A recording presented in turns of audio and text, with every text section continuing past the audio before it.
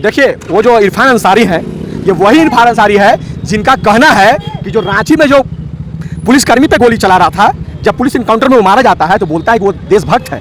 और ये जो सलीम को देख रहे हैं, सलीम को, ये सलीम को बताते हैं राष्ट्रभक्त। वैसे हैं इरफान अंसारी जो बोलते हैं कि मैं समस्त बहनों को यह संदेश देना चाहूंगा, बहन, ये शाहरुख, अफजल और इस तरह के सलीम के प्रेम में मत फंसो। प्रेम का मतलब होता है राधा कृष्ण का प्रेम। प्रेम सीखना है तो राधा कृष्ण के प्रेम से प्रेम सीखो। बहन, अभी भी वक्त है, महारानी लक्ष्मीबाई बनो। अभी भी वक्त है, माँ सरस्वती, माँ काली, माँ भगवती बनो, पर इस जिहाद की शिकार मत बनो। बहन, पत्रकार महोदय, आपको भी लगेगी और आप पे भी एनएसए लगा दिया जाएगा। हम हथकड़ी से नहीं डरते, हम लगा दीजिए हथकड़ी। अरे एक बेटा पर लगा हथकड़ी, हमारे पर भी लगा दीजिएगा। नाम राहुल कुमार है, नहीं डरते हैं, लेकिन आवाज उठाएंगे इसके लिए, हम मरेंगे इसके लिए। हम जो जो ये घटना होता है, अभी कहा गया मुस्लिम कौम के नेता, क्रिश्चियन कौम के नेता, ऐसा हिंदू युवक क्यों आएंगे सामने? हिंदू बहन बेटियां ही क्यों शिकार होती है? क्या कुछ कहेंगे? मैं ये कहना चाहूंगा पत्रकार महोदय, आप देखिए किस प्रकार से ये बहन चिल्ला रही है, रो रही है, आंख में आंसू है। 40 बार भाई, 40 बार चाकू को लेकर के इस प्रकार से मारा। आसपास लोग जा रहे थे, कोई बोलने वाला नहीं था। 40 बार मारा। ये जो साहिल है, 40 बार साक्षी को चाकू से गोदा। जब मन नहीं माना तो बगल में पड़ा इतना बड़ा पत्थर उठा करके 4 बार 5 बार।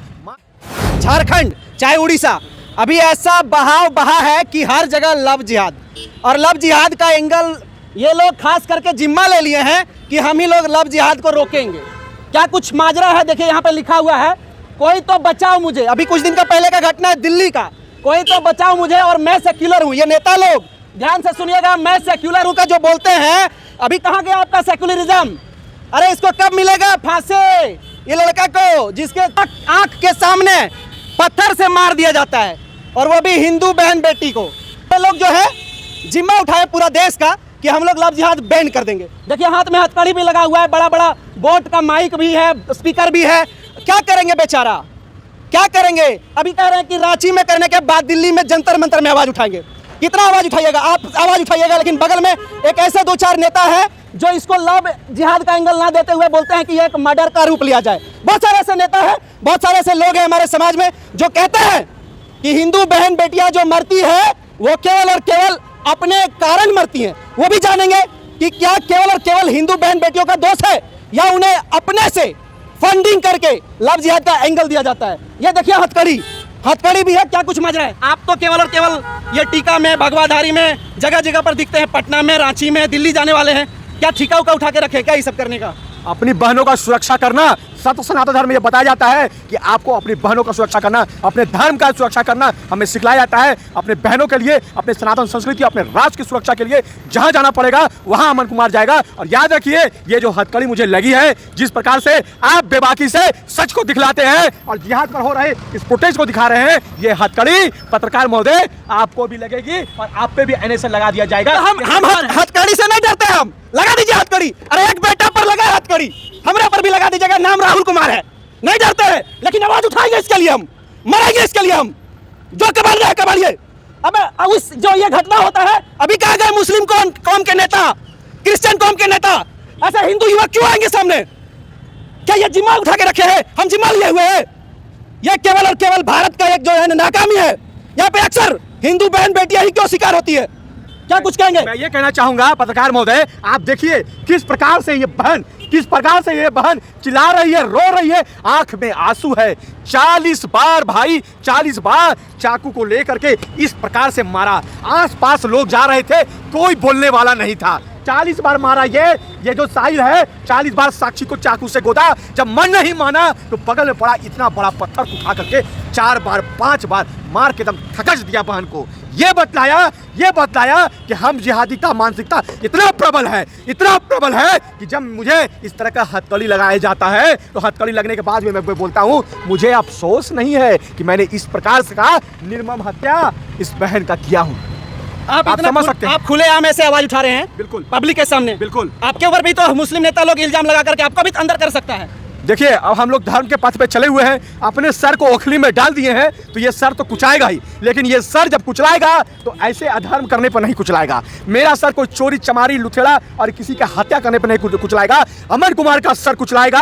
अमन के हाथ में हथकड़ी लगेगी तो राष्ट्र हित और सनातन हित में आवाज उठाने की लगेगी। ऐसे अबला बहनों की आवाज बनने के लिए हथकड़ी लगेगी। और तैयार रहिए पत्रकार महोदय, मेरे के साथ साथ जिस प्रकार मनीष कश्यप पे एनएस लगा है, आप तमाम पत्रकारों पर ये एनएस लगा करके आपकी आवाज को दबाने का कोशिश करेंगे ताकि कोई आवाज नहीं उठाए। और ऐसे लोग खुलेआम बीच सड़क पर बहनों को चाकू से गोदते रहेंगे। कितने लोगों के लिए आप आवाज उठाएंगे? लगभग रोज पर डे हजारों हजार इस देश में बलात्कार होता है। पूरे देश भर में देख लीजिए, झारखंड के अपने आसपास देख लीजिए, रूबिका पहाड़ी, गिरिडीह की घटना देख लीजिए, दुमका की घटना देख लीजिए, हाल की रांची की घटना देख लीजिए। मॉडलिंग पढ़ाता था और उसके आड़ में जिहाद करता था बहन के साथ में। और वो अधर्मी लाइव आके बोलता है मैंने तो उसका भविष्य बना दिया, मैंने तो ये कर दिया। ये देखिए उसका मनसबा कितना बढ़ा हुआ है। यदि 1 महीने के अंदर फांसी नहीं होती है राहुल भाई, तो ऐसे अधर्मियों का जन्म बार बार प्रति घंटा होता रहेगा। और हमारी बहन जो है प्रत्येक घंटा इसी प्रकार के जिहाद में फंस करके अपने प्राण की आहुति देते रहेगी। हम और आप इस प्रकार चिल्लाते रहेंगे और कुछ नहीं होगा। अभी झारखंड का एक विधायक है, जामताड़ा के विधायक है इरफान अंसारी, नाम सुना होगा आपने? बिल्कुल सुना हूं ना। उनका बयान है कि ये जो भगवाधारी वाला जितने लोग हैं ये सब आतंकवादी संगठन है। तो आतंकवादी संगठन है तो आप आतंकवादी होकर के इसका जान बचाने के लिए, इसके लिए न्याय के लिए लड़ने आ गए, लेकिन वो कहाँ छुपे हैं अभी? देखिए, वो जो इरफान अंसारी है, ये वही इरफान अंसारी है जिनका कहना है कि जो रांची में जो पुलिसकर्मी पे गोली चला रहा था, जब पुलिस इनकाउंटर में वो मारा जाता है तो बोलता है कि वो देशभक्त है। और ये जो सलीम को देख रहे हैं, सलीम को बताते हैं राष्ट्रभक्त। वैसे हैं इरफान अंसारी जो बोलते हैं कि बजरंग दल को बैन कर देंगे। उनको पता होनी चाहिए बजरंग दल जो है एक नहीं 100 करोड़ आस्थाओं का, 100 करोड़ युवाओं का, 100 करोड़ का विश्वास है बजरंग दल, उसकी मजबूती है। लोग विश्वास से बोलते हैं कि हम बजरंगी भाई हैं और सेवा भाव में हमेशा निरंतर लगे रहते हैं। आप देख सकते हैं ट्रेन की जो दुर्घटना हुई थी वहाँ किस प्रकार बजरंगी भाई और आरएसएस वाले और एबीवीपी वाले सभी भाई अपना रक्तदान देने के लिए लाइन लगा दिए। और वहां आप देख सकते हैं किस प्रकार से सेवा भाव से खड़े रहे। पूरे देश में सेवा भाव से बजरंग दल के कार्यकर्ता खड़े रहते हैं। तो बजरंग दल को समाप्त करने से पहले आपको समझ लेना पड़ेगा, रावण ने भी बजरंग बली के पूंछ में आग लगाने का प्रयास किया था, लेकिन पूरे लंका को जलाकर राख कर दिया गया था। जो अपनी लंका बचा ले तो आपकी लंका भी जलकर राख हो जाएगी। पूरे झारखंड का तो आप शपथ ले ही लिए हैं कि हिंदू बहन बेटियों को बचाएंगे। अब दिल्ली जाकर के क्या संदेश देना चाहते हैं? दिल्ली जाकर के वहाँ संदेश देना चाहता हूँ। मैं इनके वकील से भी मिलूंगा और ये कोशिश करूंगा कि 1 महीने के अंदर साहिल को फांसी की सजा होनी चाहिए और वहाँ की बहनों को जागरूक करने का काम करूंगा। बहन, हाल में ही तुमने श्रद्धा को देखा, फिर तुमने साक्षी को देखा, अब तो रुक जाओ, अब तो संभल जाओ।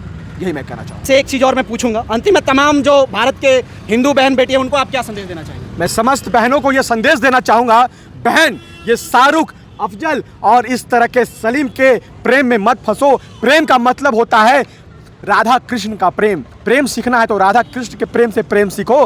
बहन, अभी भी वक्त है महारानी लक्ष्मीबाई बनो, अभी भी वक्त है माँ सरस्वती, माँ काली, माँ भगवती बनो, पर इस जिहाद की शिकार मत बनो बहन। अभी भी वक्त है, संभल जाओ बहन। हमारे यहाँ 36 गुण मिलते हैं बहन, वो 35 टुकड़े करता है बहन। समझना तुम्हें है कि तुम्हारी सुरक्षा कहाँ है। ये बार बार आएंगे, जाल फंसाएंगे, कभी कुछ का प्रलोभन, कभी कुछ का प्रलोभन देंगे और अपराधी को सिर्फ ऐसी हथकड़ी लगेगी और ऐसे लोग हैं, मैं नाम नहीं लेना चाहता हूँ, वो फंडिंग करेंगे उसको जेल में। बहन, सुधर जाओ, संभल जाओ। जब तुम रहोगी ही नहीं तो आखिर कौन तुम्हारी मदद करेगा? ऐसे अपराधियों के लिए क्या कुछ कहना चाहिए? ऐसे अपराधियों को 1 महीने के अंदर फांसी की सजा हो जानी चाहिए। और याद रखें शकील, ये जो साहिल है जो मैसेज देने का कार्य किया है, बीच रास्ते पे बहन को चाकू से गोद करके किसी ने आवाज नहीं उठाई। यदि अमन कुमार जैसा वहाँ सनातनी और हमारे यहाँ जो खड़े नवयुवकों को देख रहे हैं, वीर सनातनी को देख रहे हैं, यदि इनके सामने तुम ऐसा कृत्य करने की कोशिश करोगे तो याद रखो उसी समय तुम्हारे हलक में हाथ डाल के तुम्हारा प्राण खींच लेंगे। चलिए, मैं एक चीज़ और अपील करना चाहूँगा तमाम जो यहाँ के कैबिनेट मंत्री हैं मौजूदा सरकार में, खास करके सेंट्रल लेवल में, मैं उनसे एक चीज़ कहना चाहूँगा। इन्होंने कहा 1 महीने के अंदर, मैं कहता हूँ फास्ट ट्रैक कोर्ट के तहत 1 महीना भी नहीं लगना चाहिए और फांसी होना चाहिए। सिर्फ ऐसे अपराधी को, कुख्यात अपराधी को 1 महीने भी बहुत ज़्यादा है। अगर यदि वही आपके बहन बेटी के साथ होता ना तो 2 दिन के अंदर आप फांसी देते, 2 दिन के अंदर। ऐसे इन लोगों में अप्लाई क्यों नहीं होता है? ऐसे इन्हें फास्ट ट्रैक के तहत तुरंत सजा दिया जाए। नमस्कार, जय हिंद।